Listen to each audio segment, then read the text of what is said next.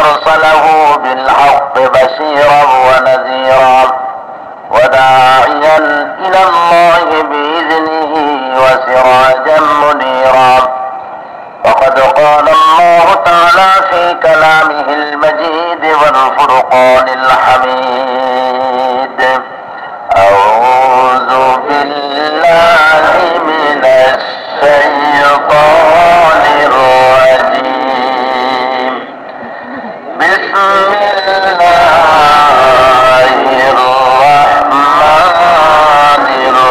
الرحيم. إن الله وملائكته يصلون على النبي يا أيها الذين آمنوا صلوا عليه وسلموا تسليما. صلى الله على محمد صلى الله عليه صلى الله على محمد صلى الله صلى الله على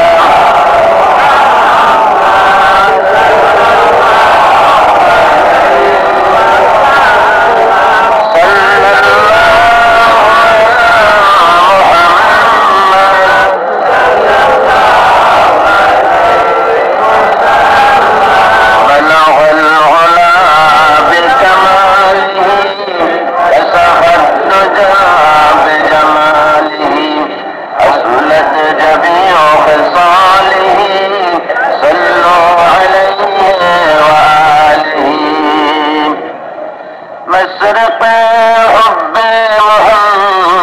محمد مطلع دیوان امام مطلع خورشید اسقاس سینہ سوزان ما بلغ العلا بکماله کشف الدجى بجماله حسنت جميع خصاله صلوا عليه.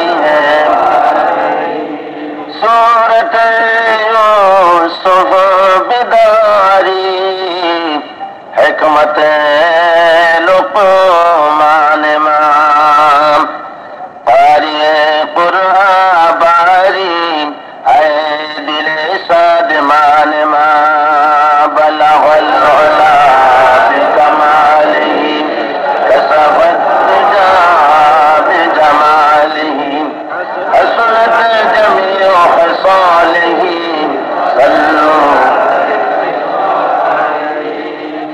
عرب বুকে মক্কার পরে আমিনার যেথায় ঘর খোদার করুণা কাউসার হয়ে ঝরছে বারংবার বলাহল বিকামালিহি কসফত দুজা বিজামালিহি حسنت جميع خصاله বহিতেছে আজ শরীগীয় মলয় বয়ে বয়ে ধীরে গে চলেছে এ মধুর গান। ধন্য তুমি ধন্য হে মহানবী এ ধরার মহান বলাহল উলা বিকামালিহি কসফত দুজা বিজামালিহি حسنت جميع خصاله صلوا عليه. اللهم آمين. ربنا ظلمنا أنفسنا وإن لم تغفر لنا وترحمنا لنكونن من الخاسرين. رب العالمين. চট্টগ্রাম মিউনিসিপাল হাই স্কুল ময়দানে 5 দিন ব্যাপী তাফসীরের মাহফিলের আজকে সমাপনী দিবসে মাগরিবের নামাজের পরে ইশার কবলে সহস্র সহস্র মুসলিম নরনারী একত্রিত হয়ে কয়েকবার দুরুদ সালাম পড়ে তোমার দরবারে হাত তুলেছি। মেহেরবানি করে দুরুদ সালাম টুকুন সোনার মদিনায় নবী পাকের রওজা মুবারকে পৌঁছায়া দাও রব্বুল আলামিন। আয় আল্লাহ, তাম পৃথিবীর মাটির নিচে যত মুসলমান নরনারী ঈমান নিয়ে শুয়ে আছেন তাদের আরো আর পরে সওয়াব পৌঁছে দাও। আয় আল্লাহ, গত 4 দিনের মতো আজকের মাহফিল অত্যন্ত সফলতার সাথে শেষ করার মতো তৌফিক আমাদের দিয়ে দাও। আয় আল্লাহ, কোরআন শরীফের দাওয়াত বক্ষে করে নিয়ে, কোরআনের চিত্র চোখের সামনে নিয়ে, কোরআনের উপরে তামাম জিন্দেগি যেন আমরা করতে পারি তোমার কাছে কামনা করি আল্লাহ রব্বুল আলামিন। আজকের মাহফিল তোমার দরবারে মঞ্জুর করে নাও। আয় আল্লাহ, এই মাহফিলের আয়োজন যারা করেছেন, এর সঙ্গে সহযোগিতা সহানুভূতি যারা করেছেন, আর যারা শুনতে এসেছেন, মাওলা তুমি মেহেরবানি করে এই মাহফিল আমাদের জন্য, আমাদের সকলের জন্য নাজাতের ওসিলা বানাইও আল্লাহ। ইয়া রব, करम तू अगर करे वो बात ज़बां को जो दिल पर असर करे। तक़ब्बल मिन्ना इन्नका अंतस समीउल अलीम व तुब अलैना इन्नका अंतत तव्वाबुर रहीम। सुब्हान रब्बिका रब्बिल इज़्ज़ति अम्मा यसिफून व सलामुन अलल मुरसलीन अल्हम्दुलिल्लाहि रब्बिल आलमीन।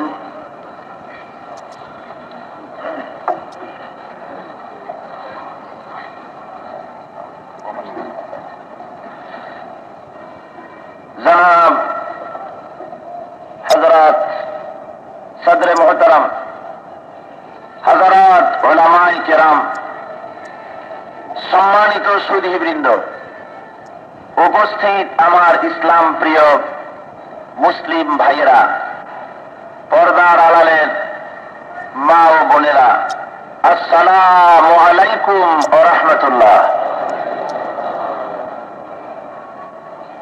মহান আল্লাহ রব্বুল আলামিনের দরবারে লাখো কোটি শুকরিয়া জ্ঞাপন করি যে মহান আল্লাহ আজকে 5 দিন ব্যাপী তাফসীরের মাহফিলের সমাপনী দিবসে, মুনাজাতের দিনে, আখেরি দিনে আমাদেরকে উপস্থিত হওয়ার তৌফিক এনায়েত করলেন। মহান মালিকের দরবারে শুকরিয়া জানাই। জোরে সোরে সবাই পড়েন আলহামদুলিল্লাহ, মোহব্বতের সাথে স্পষ্ট করে সবাই পড়েন আলহামদুলিল্লাহ।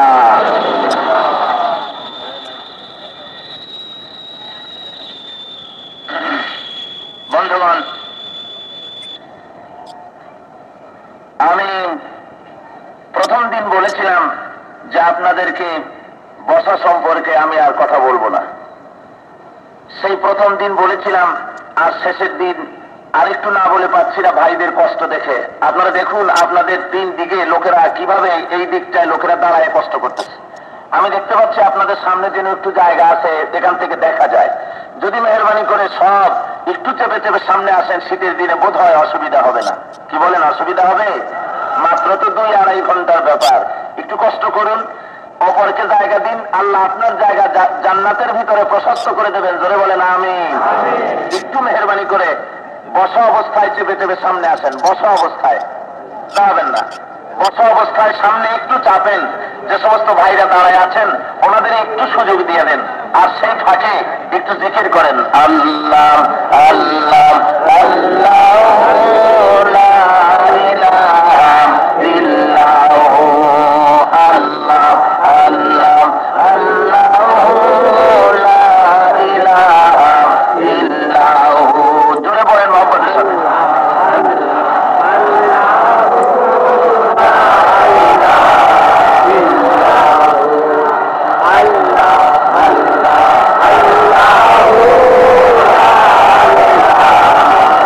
Allah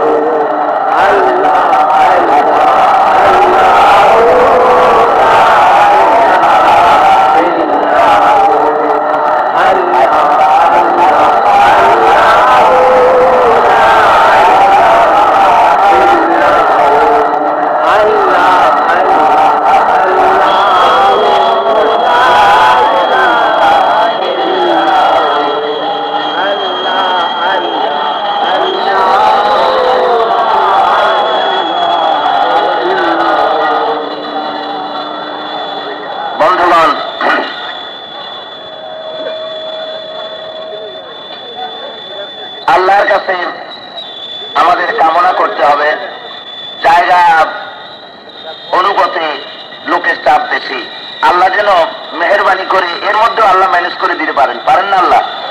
জোরে বলেন পারেন না? নিঃসন্দেহে পারেন।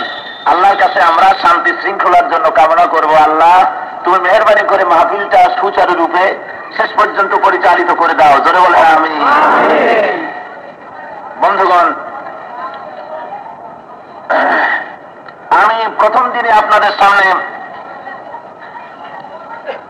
আলোচনা করেছিলাম, প্রথম দিন আপনাদের সামনে বলেছি ইসলাম একটি পরিপূর্ণ জীবন ব্যবস্থা, একটি মোকাম্মাল নিজামে হায়াত, একটি পরিপূর্ণ শরীয়ত, একটি পূর্ণাঙ্গ জীবন ব্যবস্থা।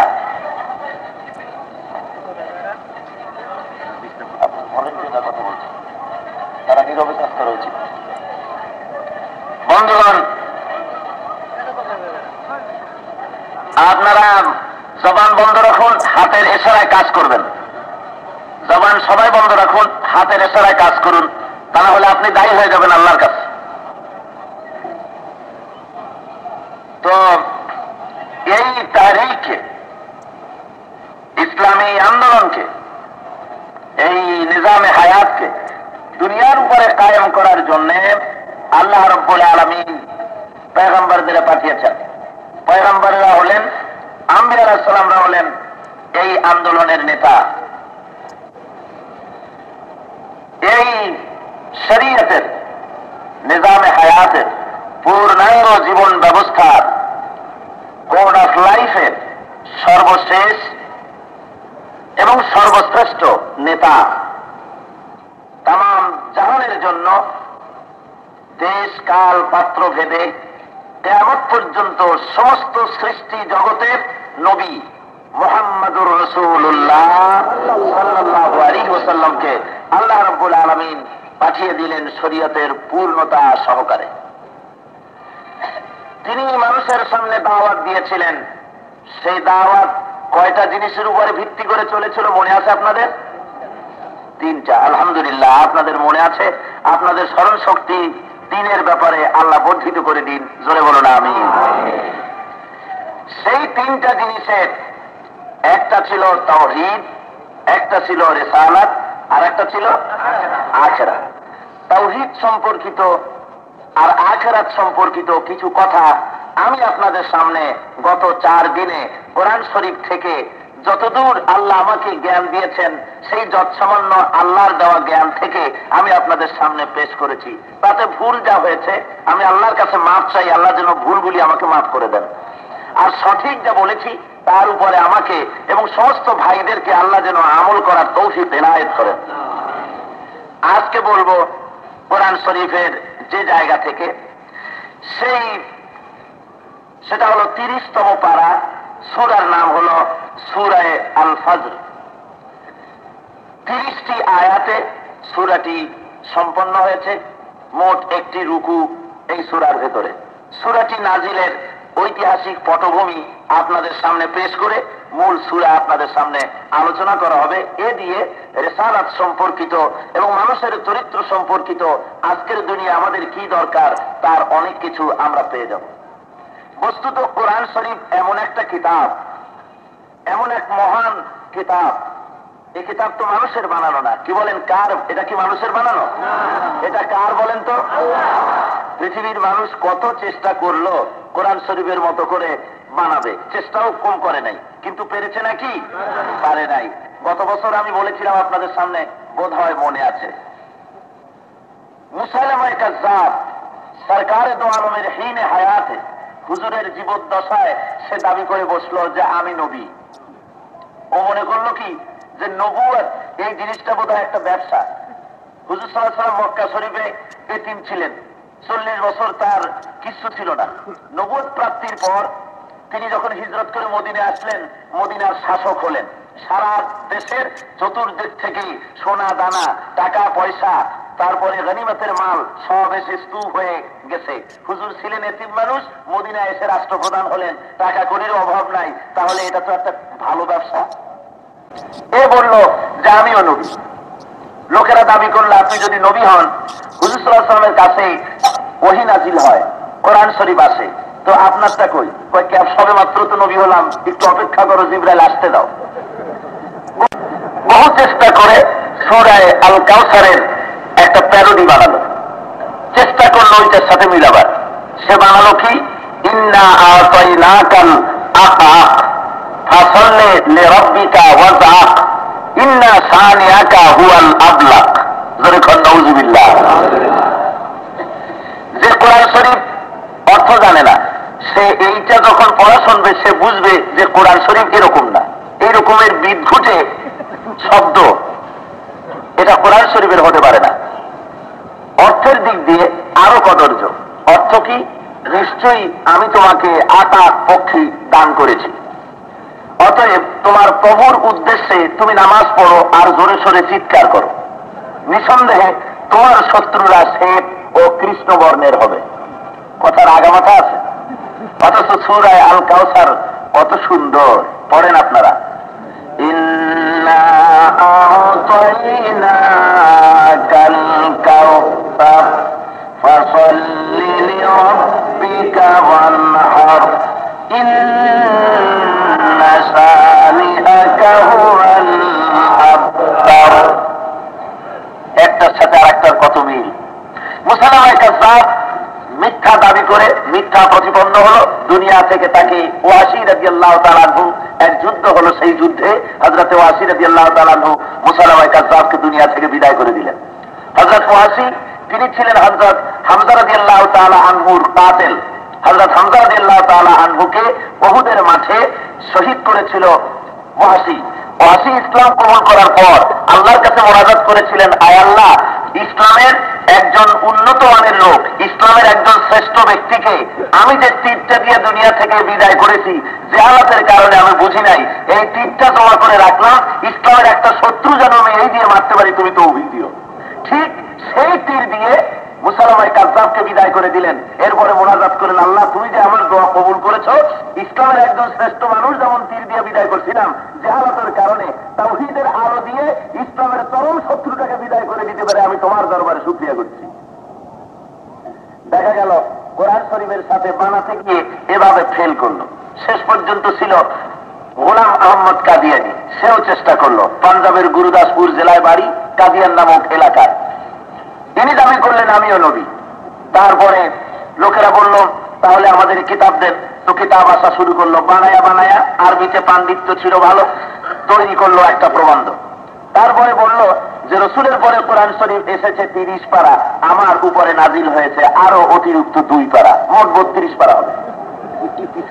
এর একটা প্রবন্ধ লিখে তারপরে নিচে লিখে দিয়েছে যে এটা যদি আল্লাহর কালাম না হয়, তোমরা যদি বিশ্বাস করতে না চাও, তাহলে 3 মাস সময় দিলাম, আমি যে বানায় দিয়েছি আল্লাহর কালাম যেটা বলছি, 3 মাসের ভিতরে যদি সম্ভব হয় তো এরকম করে একটা বানায় আনো তো।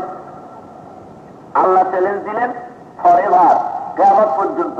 আর গোলাম আহমদ কাদিয়ানি আল্লাহর কথা মিথ্যা বলে বলছে, আল্লাহ বলে দিয়েছেন 3 মাস, তাড়াতাড়ি তোমরা এই চ্যালেঞ্জের মোকাবেলা করো। মওলানা সামির সানাউল্লাহ পুরবতী রহমতুল্লাহ আলাইহি ওনার কাছে যখন এই চিঠি গিয়েছে, উনি এইটাকে পড়ে আল্লাহর কাছে দোয়া করলেন, আল্লাহ, এক পণ্ডিত তোমার কোরআন শরীফের সাথে নাফরমানি শুরু করেছে, খতমে নবুয়তের উপর হামলা চালিয়েছে, তুমি আমাকে তৌফিক দাও। ওজা লিখেছে অত্যন্ত সুন্দর করে আমি যেন লিখতে পারি। মিথ্যা নবীর কাছে সাথী যারা ছিলেন তারা এটা দেখে আশ্চর্য হয়ে গেছে, নবী সাহেব এইটা একটা কেমন বেকায়দার কাজ। কোরআন শরীফ 1400 বছর অতিক্রান্ত হয়ে যাওয়ার পথে আজও পর্যন্ত তাতে লাল কালি আতর দেওয়া তো দূরের কথা, একটা দাড়ি কমা সেমিকলন পর্যন্ত ভুল প্রমাদ কেউ ধরে বের করতে আজও পারেনি। আর আপনার 3 মাস চ্যালেঞ্জ দিছিলেন, তার একটা সপ্তাহ যেতে না যেতে প্রত্যেকটা সুন্দর প্রবন্ধ তো আসলোই, আর আপনার চায় প্রত্যেক লাইনে 6-7টা ভুল। এ কোন কায়দার কোরআন শরীফ? গোলাম মোহাম্মদ কাদিয়ানি বলছে, দেখো এক ব্যাপার হয়ে গেছে। কি? কয়েক জিব্রাইলের কি এক বদভ্যাস হইতে, আমি যখন দিনের বেলায় রাতের বেলায় ঘুমায় থাকি, আজকে তো আজ ওহি নিয়ে ঠিক ঘুমের সময় আজকে আমার বলে ওঠেন ওঠেন তাড়াতাড়ি ওহি নিয়ে আসছি, তো আমি ঘুমের থেকে উঠে ঘুমের জড়তা তখনও কাটে না, ওহি নিয়ে আসে, তো ওহি আর আমারটা জড়াইয়া এরকম ভুল হয়ে গেছে। এরপর আমি তারে বলে দেবো যেন সামনে কখনো এভাবে আমার ঘুমের মধ্যে না আসে। এরপরেও তার অন্ধ ভক্তরা তার সাপোর্ট দিতে লাগলো। তারপরে বহস হলো মৌলানা আতা আল্লাহ বুখারী রহমতুল্লাহ আলাইহির সাথে। মৌলানা বুখারী বলছেন, তুমি যে নবী তার প্রমাণ আছে কিছু? প্রমাণ তো কোরআন শরীফেই আছে। কাদিয়ানী বলছে, কোথায়? কই দেখো না, আমার সম্পর্কে হযরত ঈসা আলাইহিস সালাম বলেছেন, ইয়াতি মিন বাদ ইসমুহু আহমদ, আমার পরে একজন আসবেন তার নাম হবে আহমদ। তো আমি তো সেই আহমদ।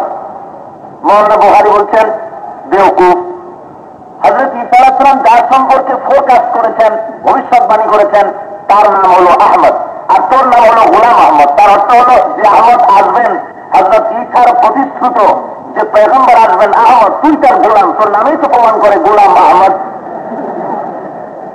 এবারে গোলাম আহমদ বলছে, দেখুন আমার নামের আসলে গোলামটা বাড়িয়ে রেখেছে আমার বাবা, ভুল করেছে। আমার নামের আগের গোলাম শব্দ যদি বাদ দেই তাহলে তো আপত্তি থাকার কথা নয়, আমি তো তাহলে আহমদ থেকে যেতে পারি। মৌলানা বুখারী বলছেন, তাহলে ঠিক আছে, আমার নাম হলো আতা আল্লাহ, আমার নামের প্রথম শব্দ তোর মতো যদি বাদ দেই তাহলে আমি আল্লাহ। আতা আল্লাহ, তো আমার আতা শব্দ বাদ যদি দেই তাহলে তো আমি আল্লাহ হই। আমি আল্লাহ হয়ে বলছি যে তোর মতো বেওকুফ আর নাদানকে আমি নবুয়তি দেই নেই। তাই আমার দুনিয়ার ভিতরে আজ পর্যন্ত কোরআন শরীফের সাথে নাফরমানি আর বেয়াদবি যাই করতে চেয়েছে, চূড়ান্ত রূপে আল্লাহ তাদেরকে জিল্লতির সাথে দুনিয়া থেকে বিদায় করে দিয়েছেন। ধরে বলেন সুবহানাল্লাহ। আর সম্মানটা কত হলো? সকল রকমের মর্যাদা এক পাশে রাখা ছোট্ট একটা মর্যাদা আপনাদের সামনে কোরআনের তুলে ধরছি, যা এই দেশে সংগঠিত হয়েছে। সেটা হলো এই মৌলানা সিদ্দিক আহমদ ওসমানী রহমতুল্লাহ আলাইহ, জবরদস্ত আলিম, সহল হাদিস। উনি কোরআন কি মর্যাদা সাইরা ডাইজেস্টের ভেতরে কোরআন নজরুলের 1400 বছর পূর্তি উপলক্ষে ওনার একটা আর্টিকেল সাইরা ডাইজেস্টের ভিতরে উঠেছে। ঘটনাচক্রে ওই খণ্ডটা আমার হাতে এসে পড়েছে। পড়তে গিয়ে দেখি মৌলানা সিদ্দিক আহমদ ওসমানীর একটা আর্টিকেল, আর্টিকেলের নাম হলো কোরআন কি মর্যাদা। মর্যাদা লিখতে লিখতে একেবারে শেষে গিয়ে লিখেছেন, বাংলাদেশে জন্মগ্রহণ করেছিলেন বাংলা রাজ্যের এই সন্তান শেরে বাংলা একে ফজলুল হক। নাম বললে সবাই ছিলেন, আবার বৃদ্ধ বনিতা বাংলাদেশের সমস্ত মানুষ এই সাবকন্টিনেন্টে তার নাম সবাই জানে।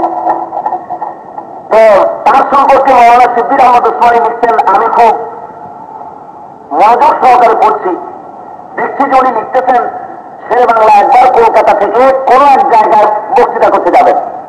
ট্রেনে যখন উঠেছেন ফার্স্ট ক্লাস কম্পার্টমেন্টে উঠেই জিজ্ঞেস করছেন সাথীদের কাছে যে আমার বাক্স পেট্রা বিছানপত্র সব কি এনেছো? তারা বলছে আমার যে কোরআন শরীফ থাকে যে বক্সের মধ্যে সেটা এনেছো? তো সাথী বলছে, স্যার আমি ভুলে গেছি, ওইটা আনতে মনে নেই। শেরে বাংলা বলছেন, দেখো আমি তো তোমাদের আগেই বলেছি আমি যে কোনো যানবাহন আদি যেখানে যাই আমি আসার আগে যেন কোরআন শরীফটা আগে উঠাবে। তো তোমরা যখন এটা ভুল করেছো উঠাতে, বোধ হয় মসলাহাত নাই আমি এই ট্রেনে যাওয়ার, আমি যাবো না। উনি ট্রেন থেকে নেমে গেলেন। তবে বিজাতি যারা ছিলেন ট্রেনের ভেতরে তারা ওনার এই অন্ধ গোড়ামি কুসংস্কার জড়িত আউটডেটেড সেকেলে নানান রকমের মানে ভদ্র ভাষায় ওনাকে নিন্দামন্দ করলেন যে কোরআন শরীফ আসে নাই, এই জন্য নিয়ে যেতে পারলেন না ট্রেনে। উনি গাড়িতে করে সেই প্রোগ্রামে অন্য পথে গেছেন। ঘটনা এই ঘটেছে, ট্রেনটা এখান থেকে ছেড়ে দেওয়ার পর কয়েকটা স্টেশন পাস করার পর এই ট্রেনের ভিতরে টাইম বম ফিট করা ছিল। কে বা কারা রেখেছে, বাস হয়েছে, কম্পার্টমেন্টের ছাদ উড়েছে, হতাহত হয়েছে। পরের দিন খবরের কাগজে খবর বেরিয়ে গেল। মৌলানা সিদ্দিক আহমদ ওসমানী রহমতুল্লাহ আলাইহ এই ঘটনা এই পর্যন্ত লিখে নিচে ওনার উনি মন্তব্য করছেন, সেদিন শেরে বাংলায় একে ফজলুল হকের জীবনের এই ইজ্জতকে কেউ যদি রক্ষা করে থাকে, সে কোরআনকে ইজ্জত করেছিল বলে আল্লাহ কোরআনের ইজ্জতে তার জীবনের ইজ্জতকে বাড়িয়ে দিয়েছে। আমার এই জন্য আমি আপনাদেরকে বলবো, আপনারা কোন সাধারণ মাহফিলে আসেন নাই, আপনারা কিসের মাহফিলে আসছেন? কোরআন শরীফের মাহফিলে। এই কোরআনের ইজ্জতে আল্লাহ যেন আপনাদের সকলের ইজ্জত ইহকালে আর পরকালে যেন বাড়ায় দেন। ধরে বলেন আমিন। সেই ইজ্জত টাকা পয়সার ইজ্জত নয়, সেই ইজ্জত যেন ঈমানী সম্পদ দিয়ে আল্লাহ যেন আপনাদেরকে আমাদেরকে ভরপুর করে দেন। ধরে বলেন আমিন। ভাই আমার যে কথা বলছিলাম, আমি আসল কথা ভুলে যাইনি। সরকার দো আলম কোরআন শরীফের মাধ্যমে দুনিয়ার মানুষকে দাওয়াত দিতে থাকলেন তাওহীদ, রিসালাত ও আখিরাতের উপরে। সমকালীন যুগের লোকেরা তারা বাধার সৃষ্টি করলো, অত্যাচার করতে লাগলো হযরত সাল্লাল্লাহু আলাইহি ওয়াসাল্লামের উপরে, সাহাবায়ে কিরামদের উপরে, যাতে করে ইসলাম দুনিয়ার উপরে কার্যকরী না হতে পারে। আর তারা বলতো, দেখো দেখো একটা মানুষ, উনি আবার একটা নবুয়ত নিয়ে আসছেন, দুই একজন লোক নিয়ে উনি নবী হবেন, আর এই নিয়ে উনি একটা সমাজ কায়েম করবেন, এগুলো কেমন কথা? এই কখনো সম্ভবপর হতে পারে না। চরম ভাবে এত বড় কারিগরি অবিশ্বাস করতো, রেসালাত সেভাবে করতো, তাওহীদ সম্পর্কে সন্দেহ ছিল। আর তারা বলতো যে এটা কোনো ক্রমে সম্ভব না, এটা কায়েম হতে পারে না।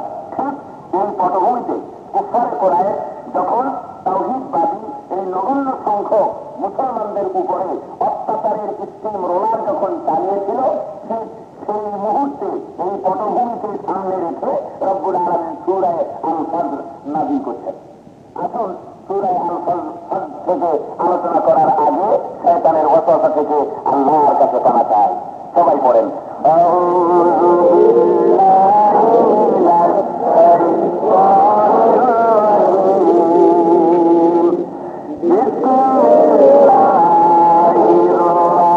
রাহমানির রাহিম।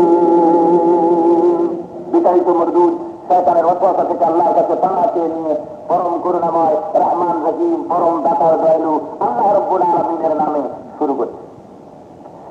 والفجر وليال العشر والشفع والوتر والليل إذا يسر هل في ذلك قسم لذي حجر ألم تر كيف فعل ربك بعاد إرم ذات العماد التي لم يخلق مثلها في البلاد وثمود الذين جابوا الصخر بالواد وفرعون ذي الأوتاد الذين طغوا في البلاد فأكثروا فيها الفساد فصب عليهم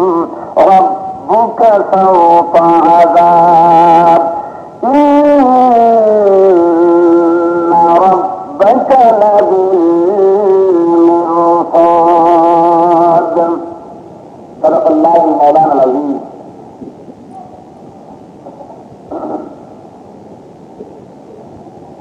আল্লাহ রাব্বুল আলামিন বলছেন ওয়াল ফাজর, ফজরের শপথ, ওয়ালায়ালিল আশর, 10 রাতের শপথ, ওয়াস-শাফঈ ওয়াল ওয়াতর, জোর বেজোড়ের শপথ, ওয়াল লাইলি ইযা ইয়াসর, আর রাতের শপথ যখন তা অবসান ঘটে। হাল ফি যালিকা কাসামুল লিযি হিজর, এসবের মধ্যে কোন বুদ্ধিমান ব্যক্তির জন্য কোন শপথ আছে কি? এ হল শাব্দিক অর্থ। রব্বুল আলামিন বলছেন, দুনিয়ার মানুষ শোনো, আমি ফজরের কসম খাচ্ছি। আল্লাহর কসম খাওয়ার কতগুলি কারণ আছে। কসম ছাড়াও তো আল্লাহ কথা বলতে পারেন। আল্লাহর যে কথা, তিনি তো কসমের ধার ধরেন না, এমনি তো বললে হয়। মানুষ কসম কখন করে? মানুষ কসম করে তখন যখন একটা কথাকে মানুষকে ওই কথার উপরে দৃঢ় প্রত্যয়শীল করতে চায়, তখন সে কসম করে। কি বলেন, ঠিক না? এটা হল মানুষের বেলায়। আর আল্লাহ রাব্বুল আলামিন তার কসম খাওয়ার কারণ অন্য। এবং মানুষ কসম খায় সেই জিনিসের, যে জিনিসের গুরুত্ব অত্যাধিক। যেমন কোরআন শরীফের কসম মানুষ খায়, এভাবে কসম খাওয়া ঠিক না। কসম একমাত্র আল্লাহর নামে চলে। কি বলেন, কসম কার নামে চলে? আল্লাহ ছাড়ার কারণে দোহাই বা কসম চলে না। আল্লাহ রাব্বুল আলামিন কসম খান কোন জিনিসের উপরে? কোন জিনিসের গুরুত্ব, বিরাটত্ব, মহানত্বের উপরে ভিত্তি করে আল্লাহ কসম খান না, বরং যে কথা বলতে যান ওই কথার প্রেক্ষিতে সামঞ্জস্যশীল যে জিনিস আছে ওর উপরে ভিত্তি করে আল্লাহ রাব্বুল আলামিন কসম করে। যেমন আল্লাহ এখানে করতেছেন ওয়াল ফাজর, আমি ফজরের শপথ করছি। ফজর কখন?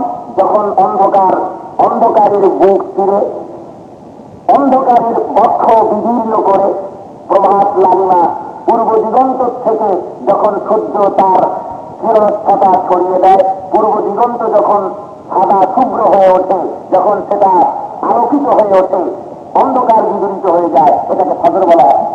আল্লাহ বলছেন এই ফজরের কসম আমি করছি, তোমরা যে আজকে ইসলামকে ছোট দেখতেছ এবং মনে করতেছ এটার কোনো বাড়তি নাই, এটা কোনো বাড়বে না, এটার কোনো এখানে শেষ হয়ে যাবে, এই আন্দোলনের কোনো ভবিষ্যৎ নাই, যারা চিন্তা করতেছ শুনে রাখো, এত বড় রাতের অন্ধকারটা পেরিয়ে ওই সূর্য উদয় করে তামাম পৃথিবী যিনি আলোক মালায় সমুজ্জ্বল করতে পেরেছেন, ওই মহান আল্লাহ অন্ধকার জাহান্নাম তিনটা হয় 10 রাত।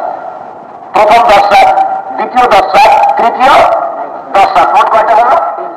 তিনটা 10 রাত হয়। তা আল্লাহ বলছেন ও লায়ালি নাস, অর্থাৎ আমি 10 রাতের কসম করছি। তার মানে মাসের প্রথম 10 রাত চন্দ্রের থাকে কৃষ্ণপক্ষ, এই সময় শুক্লপক্ষ, এই সময় চাঁদ ক্ষীণ ভাবে খেজুরের চিকন একটা ডালের মতো করে আস্তে করে ওঠে এবং একাদশী, দ্বাদশী, ত্রয়োদশী করে করে প্রথম 10 রাতে কিছু অংশ চাঁদের আলোতে পৃথিবী উদ্ভাসিত হয়ে থাকে। দ্বিতীয় 10 রাতে এই চাঁদ ক্রমান্বয়ে বর্ধিত হতে থাকে।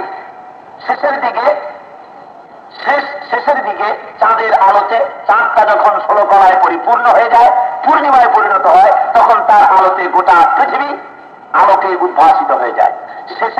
মাসের শেষের 10 রাত্রে ওই পূর্ণিমার চাঁদ ক্ষয় করতে করতে আস্তে করে করে এক নিসীম অন্ধকারে ঘোর তমসাচ্ছন্ন করে আল্লাহ গোটা দুনিয়ার উপরে অন্ধকারাচ্ছন্ন করে দেন। চাঁদের আর নাম নিশানা তখন আর থাকে না। রব্বুল আলামিন বলছেন 10 রাতের কসম আমি করছি। এভাবে করে অন্ধকারের ভেতর থেকে যেমন আমি আলো টেনে নিয়ে আসি, আবার শক্তির দিক দিয়ে আলোর দিক দিয়ে প্রমাণ করে দিলাম। শক্তির দিক দিয়ে তোমরা দেখো, অত বড় বিরাট চাঁদটাকে কৃষ্ণপক্ষে আস্তে করে ক্ষয় করে করে অমাবস্যায় পরিণত করে দেই আমি আল্লাহ। সেদিন তাম পৃথিবীর মানুষের ক্ষমতা নাই, বিজ্ঞানের ক্ষমতা নাই চন্দ্রকে খুঁজে বের করার বা তার থেকে একটু আলো বের করে দেওয়ার। কি বলেন, আছে ক্ষমতা?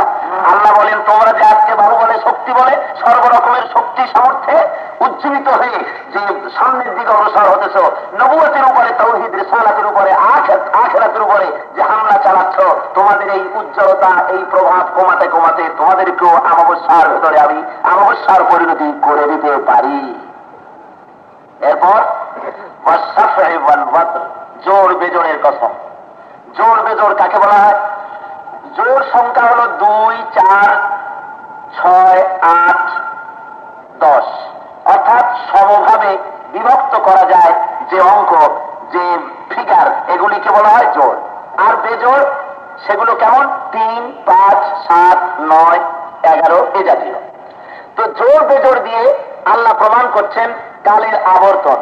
আজকে 1, কালকে 2, পরশু 3, এভাবে করে জোর আসে বেজোর আসে, এসে আজকে যে পরিস্থিতি থাকে কালকে সেই পরিস্থিতি থাকে না, অন্যরকম হয়ে যায়। মহাকালের ঘূর্ণায়মান চক্রের আবর্তনে 1 আসে 1 চলে যায়। এই জোর বেজোরের কসম করছি, তোমরা আজকে সমাজের মধ্যে মাতব্বরি করতেছ, নেতৃত্ব করতেছ, মহাকালের ঘূর্ণায়মান চক্রে চাকার তলে তোমাদের পিছে দিয়ে নবুয়তের সূর্যকে আমি তুলে দেবো দুনিয়ার বুকে।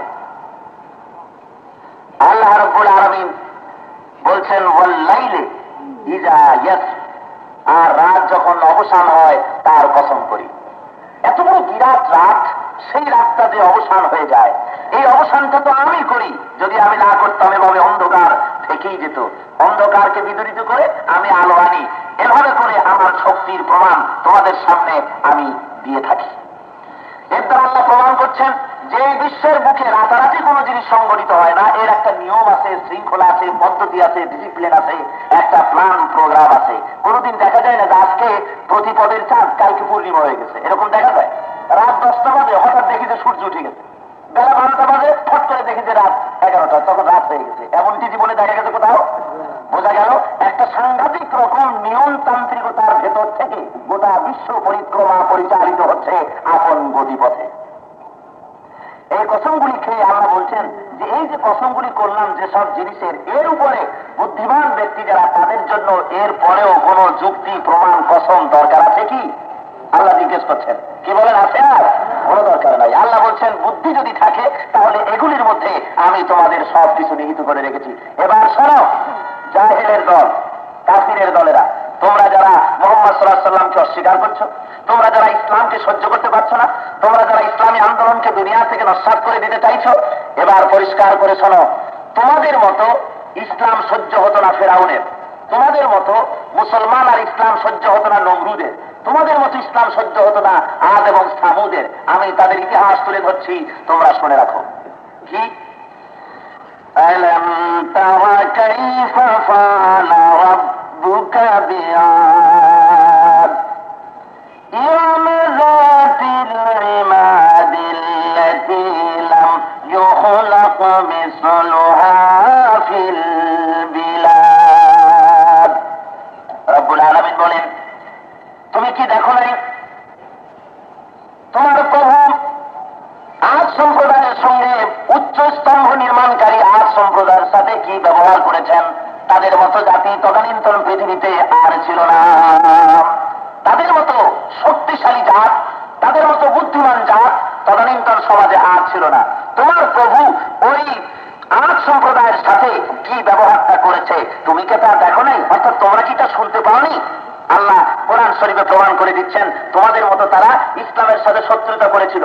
অত বড় বৃহত্তর জাতিকে জমিনের সাথে আমি পিছা জমিনটাকে সাফ করে দিয়েছি, জাহালাত দূর হয়েছে, নবুয়তকে আমি পরিচালিত করেছি। জোরে বলেন সুবহানাল্লাহ। আদ সম্প্রদায় আজকে যে 10 তলা 20 তলা 15 তলা বিল্ডিং তৈরি হচ্ছে, মানব ইতিহাসে খুঁজলে পাওয়া যায় আদ সম্প্রদায়ের লোকেরা সর্বপ্রথম সুউচ্চ বাড়াখানা তারা তৈরি করেছিল, সর্বপ্রথম উঁচু উঁচু বিল্ডিং তারা তৈরি করেছিল দুনিয়ার বুকে। তারা অত্যন্ত ভাস্কর্য কাজে, এই সমস্ত কাজে তারা ছিল অত্যন্ত তৎপর এবং অত্যন্ত ভালোভাবে তারা সব কাজ করতে পারত। আল্লাহ বলেন, তাদেরকে আমি শেষ করেছি। কিভাবে করলাম? সাদ্দাত ছিল এই আদ সম্প্রদায়ের বাদশা, বিরাট এলাকার রাজত্ব তার ছিল, অহংকারে মদমত্ত হয়ে পড়েছিল সে। তাফসীরে এসেছে আল্লাহ রাব্বুল আলামিন হযরতে আজরাইল আলাইহিস সালামকে একদিন জিজ্ঞাসা করেছিলেন, আজরাইল, জান কবজ করা তোমার ডিউটি, কিন্তু কোন জান কবজ করতে গিয়ে কি কোনোদিন তোমার মনে দুঃখ হয়েছে? হযরতে আজরাইল জবাব দিয়েছেন, আল্লাহ, তুমি আমার উপরে যে জিনিস নির্দেশ করে দিয়েছো এর উপরে আমার দুঃখ কেমনে হতে পারে? ডিউটি আমি পালন করেছি, সব সময় করে যাব, কিন্তু সত্য আপনার কাছে তো বলতেই হবে, আর আপনি সব খবর জানেন। এই পর্যন্ত যত জীবন আমি হরণ করেছি, 2টি জান কবজ করতে আমার মনে বেশি ব্যথা লেগেছে। একটা হলো সেইটা সমুদ্রের ভিতরে ভাসমান ছিল জাহাজ, জাহাজ ডুবি হয়ে গেল, একটা গর্ভবতী মহিলা একখানা তক্তার উপরে ভাসমান হয়ে তুফানের সাথে সে চলছে, এমন সময় তার ডেলিভারি হলো তক্তার উপরে। সাথে সাথে তুমি আমাকে হুকুম করলে ওই প্রসূতিকে দুনিয়া থেকে বিদায় করে দেওয়ার জন্য।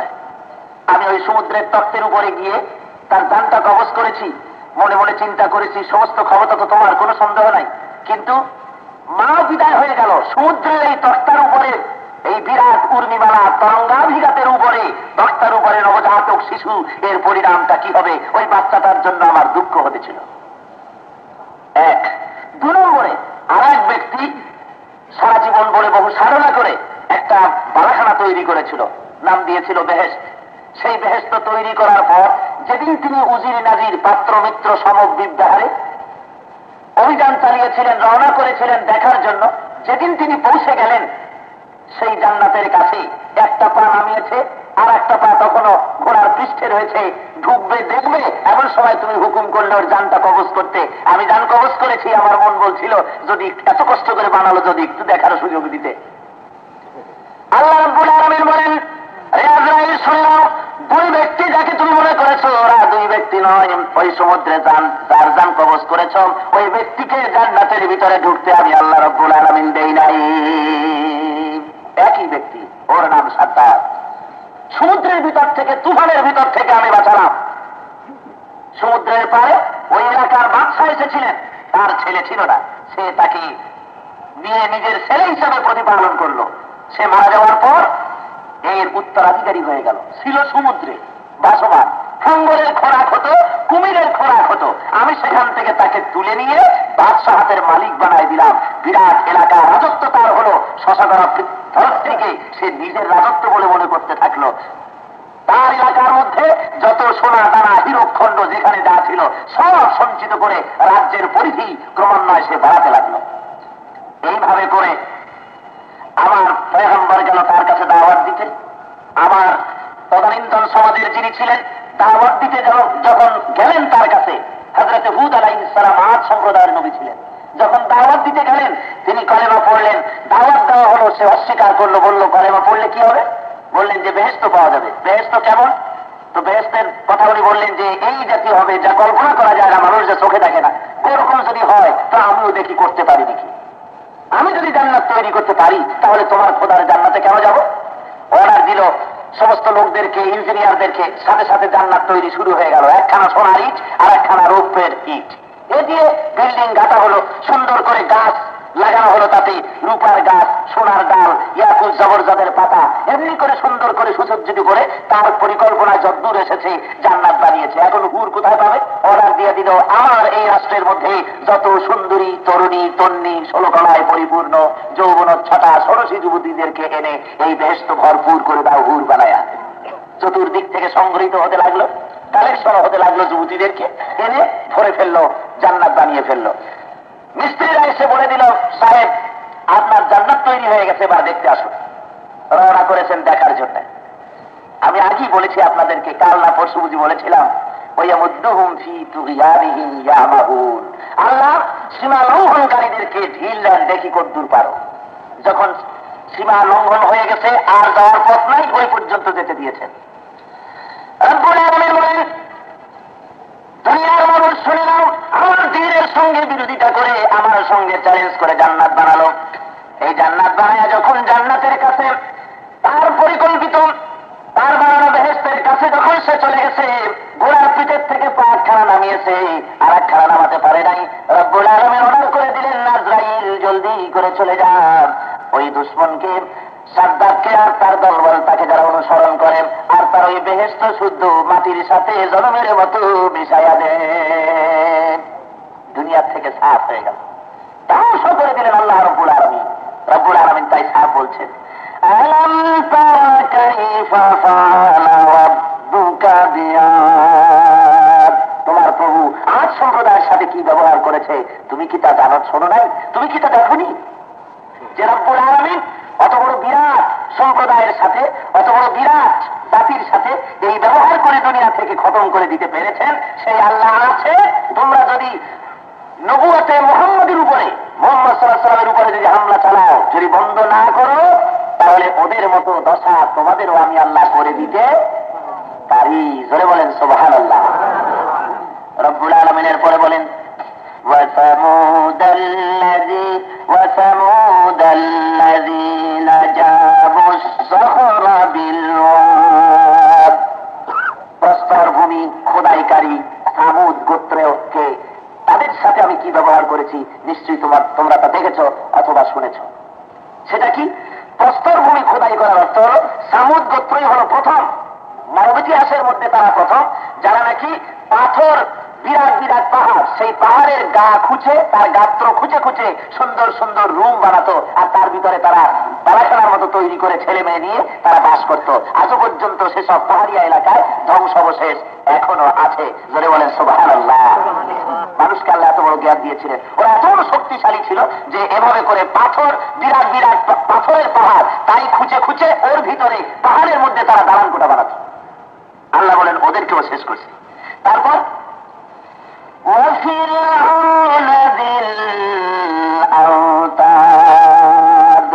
লৌহ শলাকাধারী ফেরাউনের সাথে কি ব্যবহার করেছি তোমরা কি শোনো নাই? তোমরা কি দেখো নাই তার সাথে কি ব্যবহার করেছি? আওতাদ শব্দের অর্থ লৌহ শলকাধারী। লৌহ শলকা আল্লাহ এখানে কেন বললেন? কারণ ছিল এই তাফসীরে বিভিন্ন রকম বলা হয়েছে। কেউ বলেছে লৌহ শলকার মতো মজবুত ছিল তার সেনাবাহিনী, সেই জন্য লৌহ শলাকাধারী বলা হয়েছে। কোন কোন মুফাসসির বলেছেন যে ফেরাউন তার দুশমনদেরকে রাজনৈতিক বন্দীদেরকে লৌহ শলাকার মধ্যে গেঁথে গেঁথে আগুনের মধ্যে পুড়িয়ে মারত। এই জন্য তাকে এখানে লৌহ শলাকাধারী বলা হতো। আবার কোন কোন মুফাসসির বলেছেন যে বড় বড় এরা যেখানেই যেত এত তাবু গাড়ত লৌহ শলাকা দিয়া, চতুর্দিক থেকে শুধু এদের তাবু আর তাবু, লৌহ শলাকা চতুর্দিক থেকে দেখা যেত, তাই জিল আওতার বলা হয়েছে। তো যেটাই হোক, মূল আসল কথা হলো শক্তিশালী এই জিনিসটাকে বুঝাবার জন্য জিল আওতার বলা হয়েছে। এই শক্তিশালী ফেরাউনকে আল্লাহ রাব্বুল আলামিন জমিন থেকে সাফ করেছেন। জোরে বলেন করেন নাই? জোরে বলেন করেন নাই? আল্লাহ রাব্বুল আলামিন সূরা আল ফজরের মধ্যে মক্কা শরীফের কাফেরদেরকে বলছেন, কাফেরেরা তোরা যারা মুহাম্মদ সাল্লাল্লাহু আলাইহি সাল্লামকে সহ্য করতে পারতেছিস না, ইসলাম সহ্য হয় না, আর মুসলমানের নামটা তোদের সহ্য হয় না, শুনে রাখ, ফেরাউনকে ধ্বংস করেছি, সাদ্দাতকে শেষ করেছি, সাউদকে করেছি, কওমে নূহকে করেছি, কওমে আয়সাকে করেছি, কওমে তুব্বাকে করেছি, তোদেরকেও আমি আল্লাহ ইচ্ছা করলে শেষ করে দিতে পারি। আল্লাহ কোরআন শরীফের মধ্যে বর্ণনা করছেন, ফেরাউন গোটা সমাজের উপরে নিজের রাজত্ব কায়েম করেছিল। সে বড় ছেলেদের ছেলে হলেই মেরে ফেলে দিত আর মেয়েদেরকে বাঁচিয়ে রাখত। আল্লাহ রাব্বুল আলামিন চাইলেন এই সময় এই যুগেই হযরত মূসা আলাইহিস সালামকে পাঠিয়ে দিতে। আর ফেরাউনের কাজ কি, যে ডেলিভারি যখনই হবে পুলিশ বানিয়ে দিল দেখার জন্য যে যদি ছেলে হয় সাথে সাথে মেরে ফেলে দেবে। আমরা ওদের মেয়েদেরকে বাঁচি বানাবো আর ছেলে হতে দেবো না, এমনি করে করে ওদের বনি ইসরাঈলের গোষ্ঠী আপ করে দেবো। এই ছিল ফেরাউনের প্ল্যান এবং প্রোগ্রাম। আমরা আল্লাহর প্রোডাকশন যেটা, সেটা কি মানুষ কোন চিন্তাধারা পরিকল্পনা দিয়ে বন্ধ করে দিতে পারে? জোরে বলেন পারে? পারে না। ওদের প্ল্যান থাকলো দুনিয়া থেকে বনি ইসরাঈল শেষ করবে, নবী আসতে দেবে না। আল্লাহ রাব্বুল আলামিন তার প্ল্যান হলো নবী তিনি পাঠাবেন, পারলে তোরা ঠেকা। হযরত মূসা আলাইহিস সালামের রূহ তার মায়ের গর্ভের ভেতরে আল্লাহ রাব্বুল আলামিন, তার মগজের মিলনের পরে রব্বুল আলামিন হযরত মূসার মায়ের গর্ভের ভিতরে মূসা আলাইহিস সালামের রূহকে পাঠিয়ে দিলেন। হযরত মূসা আলাইহিস সালামের মা ডেলিভারির সময় হয়ে আসতেছে, মনে মনে ভাবছেন, হায় রে, এতদিন যত আমার সন্তান হয়েছে সবগুলি ছেলে সবগুলি মেয়ে, একটা ছেলে হয় নাই। এবার যদি ছেলে হয় তাহলে তো ওই পুলিশ যদি আসে তাহলে তারা তো মেরে ফেলে দেবে গভর্নমেন্টের আইন অনুযায়ী। এটাকে আমি কেমনে রক্ষা করবো, সে কে দেবে? রব্বুল আলামিন বলেন, আমি হযরত মূসার মাকে ওহীর কায়দা বলে দিলাম, ইলহাম করে দিলাম, ইলকা করে দিলাম। কি? ইযা আওহাইনা ইলা উম্মিকা মা ইউহা, আমি ওহীর কায়দায় মূসা আলাইহিস সালামের মাকে বলে দিলাম কি, আনফিহি ফিত তাবুতি ফাকুযিহি ফিল ইয়াম, যখন তোমার সন্তান হবে সাথে সাথে তাকে একটা বাক্সের মধ্যে ঢুকাবে। এবারে হযরত মূসা আলাইহিস সালাম যখন দুনিয়া আসলেন, তার মা যখন তাকে প্রসব করেছে, একটা বাক্স বানিয়ে সেই বাক্সের মধ্যে ছেলেকে শোয়াইয়া বাক্সের দ্বারা বন্ধ করে দিলেন। মা কাঁদতেছেন, সমস্ত মেয়েরা কাঁদতেছেন, হযরত মূসা আলাইহিস সালামের বোনেরা। এতদিন তারা দেওয়া হয়েছে সব বোন, একটা ভাই নেই, আজকে একটা ভাই হলো আর তারা ফেলে দিতে হবে নদীতে, সবাই কাঁদতেছে। রব্বুল আলামিন বলেন, তোমাকে নিয়ে বাক্স বন্দী